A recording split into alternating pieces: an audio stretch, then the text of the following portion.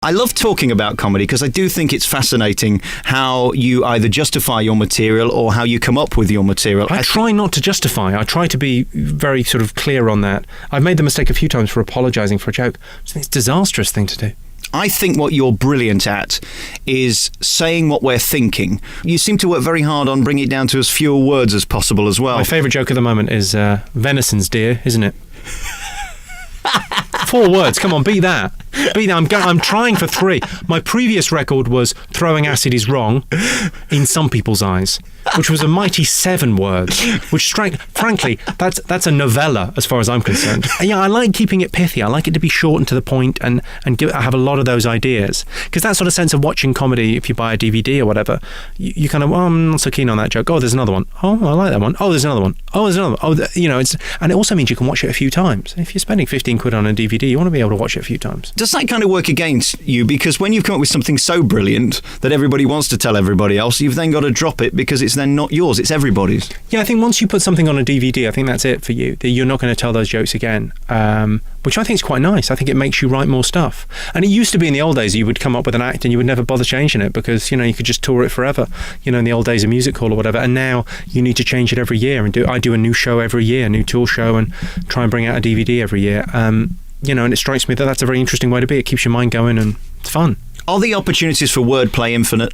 Yeah, absolutely. I mean, it's a huge, huge language, and there's so much you can do, so many playful things, and I think it's just endless, absolutely endless. That's only what I love about doing what I do. Sometimes people will come up and they'll say, I went up to the airport information desk. I said, how many airports are there in the world? Now, I've had people come up and go, now whenever I travel and I see an airport information desk, I can't help but think of that. That's the joke that I it's a lovely thing when you kind of a situational joke. There are certain songs that I hear. Do you get this? If I'm travelling in London, if I'm at Victoria Station, I always sing the old Kinks song, Victoria. I was to Victoria as you're walking, Or if I'm on the tube late at night, it's down in the tube station at midnight. It's always kind of those little things. I like those little jokes that you carry with you. Terminal building always associates with a joke. When I see that now from the old comedians that would do the joke, I don't trust airports, it's called the terminal building, things like that. How do you know, though, that it's funny? I do loads of shows in tiny little rooms just to test whether something's funny. The interesting thing is 40 people above a pub will know as well as 3,000 people what's funny and what isn't. And sometimes as a comic, you think, oh, that's going to be a brilliant joke. It's nothing. You got nothing. And sometimes something that you thought was inconsequential and you nearly didn't try is the best joke of the set. It's weird, but the audience always knows best. I love Bob Monkhouse for that. He was a great orator and also a great writer and loved his comedy and loved his wordplay. He said that a joke that he thought was brilliant, his local vet and taxidermist have gone into business together called Either Way You Get Your Dog Back, and it never got a laugh. But to him it was his favourite joke because it was just so clever. Is there material that you write now that you wish you could put in but nobody else finds it funny? Yeah, there is, but often I go back to stuff. Often I'll sort of write something that doesn't make the show, doesn't make the deadline, but then you'll look at it again 6 months later and go, oh, I tell you why, it's kind of... Because there's a great analogy. It's not mine, actually. It's Jerry Seinfeld said this in an interview. Jokes it's like getting someone to jump over a chasm, a joke, okay? And sometimes the chasm is too narrow. It's like you can just step across and there's no thrill. Like, nah, yeah, I kind of knew where that was going. It was nothing fun. And sometimes it's too far. Sometimes you're asking, the leap is just too much and the chasm is too wide and they fall down and there's nothing. It's too big a leap. And sometimes it's just right. A joke is, you have to make that leap and it's far enough and it's thrilling and exciting and we went on the journey with you. And that strikes me as kind of the best jokes. Sometimes, in your writing, it's either not daring enough or too daring, or there's too much of a logical leap or you've missed out a point. The sad thing about what you do is you can write all these clever jokes and then you go to the audience, as you did within the first 40 seconds of the DVD, and ask a lady a question and get a bigger laugh than your jokes. I think the thing with audience participation is that you should just, it should be 20% of the show every night. So that keeps you on your feet. It's the interesting bit for me because I've heard the rest of it. If I'm doing the show 150 times, there's an element of me kind of, if the audience don't keep me on my toes, there's an element of kind of going through the motions. I don't want to go through the motions. I want, I end the tour next August in Blackpool and I want it to be as fresh. And what keeps it fresh is chatting to the audience and messing around. And what about those moments where you wish you'd have said something afterwards when you're in the car driving home thinking, oh God, that would have been the line and you couldn't think of it then? Yeah, often you can turn that into a joke. Often those kind of, the spirit d'escalier is the French term, isn't it? Translates as you walk down the stairs, because the French would typically have a restaurant on the first floor. And there was a sense in which, like at the end of a dinner of arguing and chatting, you would think of something just as you were walking down the stairs. Spirit d'escalier. It's a very nice, beautiful sort of term. Trust the French, they're very good like that. Spirit d'escalier. I'm going to make a note of that. Yeah, it's kind of nice, isn't it? A little bit of local radio, but a bit of culture for you. Yeah, lovely. I never thought I was going to learn anything off you today, but it's just brilliant. There you go. But no, often I think the best thing about being a comedian is the fact that in difficult situations, awkward situations, or, when you think, I should have said that, you go, well, I'll say it tomorrow. It'll just be a story. Done.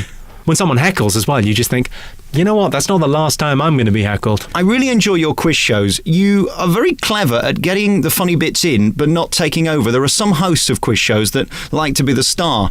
It's a difficult balance, isn't it? Especially with the type of shows you do with so many comedians around. Sorry, you lost me at other people that think they were the star. I thought I was the star. I'm going to have to rethink my career. No, I think that, when you're a host of a show, it's a very different thing. Like, I like being a panellist on QI or Have I Got News for You on occasion. But really, when you're hosting a show, it's about creating an atmosphere where you get your funny in, but then let people get on with it and have a conversation, chat with people. It's a lot of fun. How difficult is it on those shows to get the right guests? Because there's one on BBC Two that I almost find unwatchable. It's as if all of the comedians are so desperate to be heard. They overtalk each other, and I can't stand that. And then they try and come back on each other's jokes. It can't be competitive, can it? I don't think it ever is competitive. I mean, I think that's to do with editing as well. I think, often you get very good comics that are kind of edited or produced in a weird way. But no, I think it's, comedy shows like that, it tends to be, if you don't like the show, it's because it wasn't for you. Because it's often the way is on TV, you go, I didn't enjoy that. That was rubbish. It wasn't rubbish, it just wasn't for you. Different sort of caper. We make another thing called the Big Fat Quiz of the Year, which is on around now. I think it's on in a couple of days, which is great. We've got the Goth detectives back. Russell Brand, Noel Fielding. Can't believe our luck. We've got Rob Brydon doing it, Jonathan Ross. I mean, it's already fun. I think it's great telly for Christmas because it's 2 hours and you can play along at home. I watched the celebration one for Channel 4 and it went on for about 3 days. How long do you actually record for? I think the final edit was about 2 hours, wasn't it? Oh, it's still going on. That's still. I've nipped out to do this, but I have to go back and do a final link. Carol Vorderman was on that show. I think she had 3 surgeries in between, didn't she? It was remarkable. She did, yeah. She's amazing. There's a portrait of her getting older somewhere, isn't there? She's extraordinary. And we showed a clip of her like when Channel 4 launched, because she was on the first day, and she looked better now. And you just think, well, you're disobeying the space-time continuum. That seems out of order. And to think that she's so bright and with numbers and letters, I still fancy her. Yeah, it's a weird one, isn't it? I think a lot of people say that. I like her for her body, but also her mind. Well, they don't say that specifically. They tend to say, I'd like to... Which is a good idea, because it'd take your ages, wouldn't it? Value for money on that. Let's talk about you as a child. Were you as obnoxious as a character you are now? Thanks for that. Yeah, Christ, there's no right answer to that. It's like, when did you stop beating your wife? I mean, I don't think I'm obnoxious. I just think I'm kind of barbed on stage. I tell jokes for a living. It's a weird thing, isn't it? Because I don't come across as very likeable on stage, which is odd, because most comics do. But I just tell jokes and let those kind of speak for themselves. Where you are different, I don't get the impression that you're needy and you want to be loved. A lot of the comics that I've interviewed are... Thank God you said that. I've been waiting for someone to say that, and I just... Oh, thank you. Thank you so much. I'm not really desperate for people to like me. I'd like people to think I'm funny. The thing about your show, as I say, is the speed in which you deliver your gags. The question I have to ask is, how do you remember them all? Is it almost like an actor remembering lines in a play? Yeah, basically it's kind of, you remember them in little chunks. So you go, right, okay, I'm talking about diets and health and stuff. So I've got 12 jokes about that, and you vaguely remember what order they're in, and, as the tour goes on, you get better at it. I mean, do you know what? It's tough remembering jokes, yeah. But someone's listening to this who's digging a ditch and he's working on Christmas Day and working as a Santa in a shopping mall, and there's 50 kids on his lap, and he's thinking, oh, gee, I'm 104 degrees under this beard. He's thinking, and you remember jokes, do you? Well done. Great, well done. As far as I'm aware, there's only Monkhouse, you and Doddy who seem to have the Rolodex of gags, where you say a word and you're right back there. There's Tim Vine as well. He's very good at that. It's a specific style. Were any of those of interest to you when you were growing up? Obviously not Tim Vine, because he's in your generation. I'm less interested in those guys and more interested in people like Emo Phillips and Stephen Wright. I mean, I like Bob Monkhouse a lot. I think he's a very good performer. But really, Stephen Wright, Emo Phillips were my favourites kind of growing up. They're one-liner guys, but they're slightly longer than just a one line. It's not just a silly joke. It seems to have a root in reality. I like that. Wright's got the most peculiar form of delivery as well. It's so slow, and Emo certainly has. You don't just want an old-fashioned gag man. Is that what you're saying? You know what? I'm a huge comedy fan. I mean, across the board. I like Ricky Gervais. I like Peter Kay. I like Ross Noble. I like Alan Carr. I like Jack Dee. I like Dara Breen. The list goes on. I'm a big comedy fan. But those are the guys that were very much an influence on my writing. Anybody here who inspired you when you were growing up? Not somewhat, not in terms of writing. I mean, in terms of when I started writing jokes, I noticed that my style was not dissimilar to Stephen Wright and Emo Phillips, and really, you don't know what your style is until you start writing jokes. And then after you've done it, you kind of look at theirs and go, oh, that's how they've done that. That's kind of the structure, and kind of take it to pieces and put it back together again. Well, hopefully put it back together again. Were you always funny? Yeah. He said incredibly arrogantly. Yeah, I don't. There's people listening to this that go, was he always funny? He's not funny now. What are you on, man?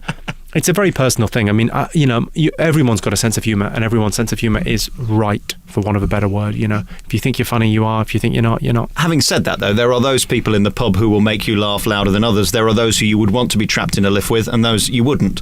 Very personal choice, though, isn't it? It is, but were you at school one of those guys that people kind of like to crowd around to make them laugh? Everyone was funny at school. I can't remember anyone not being funny at school. Everyone was funny all the time. It's all we had to do. It's just, that's what kids do. They tell jokes to each other and mess around. Now, I saw you on Jonathan Ross the other week, and how do I describe this? I think we got to see you virtually naked. There was no need for that. I'm surprised there haven't been complaints to Ofcom. Well, I mean, I've made an official complaint to the police. I feel violated. No, it's fine. We're mates. It's fine. It's one of those things. Occasionally, you'll do a TV show, and maybe a friend, showbiz friend, will undress you a little on the show, and I think that's fine. And I've got a feeling nobody will be able to relate to anything you've said in the last minute. No, you'll be fine. If you can relate to anything I've said in the last minute, get help. Is it nice being accepted by the showbiz community? Do you worry about that? Yeah, I think it means an awful lot, but I don't do it for the for other comics to think I'm cool. There's a lot of people that do. There's a lot of people that are, too cool for school in comedy, and playing tiny rooms, but they've got a great reputation, and it's all about the kind of the credibility. I'm very populist. I want as many people to laugh as possible, without being mainstream. I mean, I've never really compromised what I do. It's interesting that I've kind of I've sold out in a very interesting way. I'm a big TV star, and that's great and really fun and lovely, and I get on very well with those kind of showbiz people.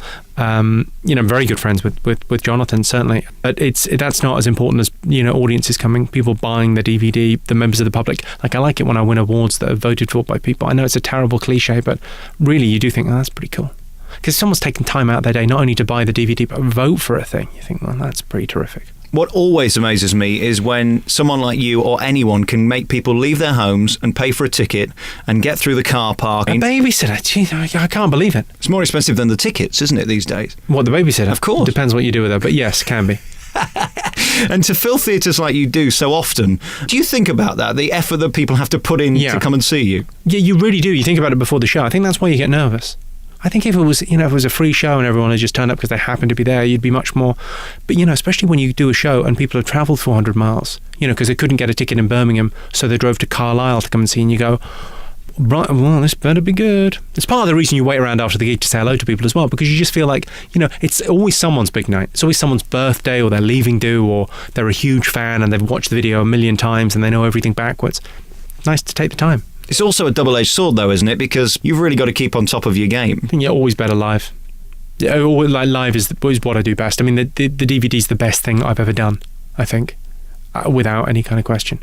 I think I'm getting better at it as well, but from a low starting point, some might argue, but I'm a better comic than I was 2 years ago. Very kind of uptight, and there was no kind of gap in between, and now I'm just a little bit more relaxed. There's still as much material there, but I'm just a bit more relaxed.